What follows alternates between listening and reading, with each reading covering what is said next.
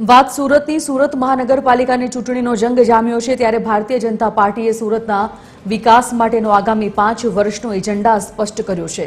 સુરત જિલ્લાના પ્રભારી કનુ દેસાઈએ આજે સંકલ્પપત્ર 2026 જાહેર કરતા જણાવ્યું કે સુરત હવે વિશ્વનું સૌથી ઝડપથી વિકસતું શહેર બની રહ્યું છે। ભાજપના આ સંકલ્પપત્રમાં મેટ્રો કનેક્ટિવિટી, આરોગ્ય અને રમતગમત પર વિશેષ ધ્યાન આપવામાં આવ્યું છે।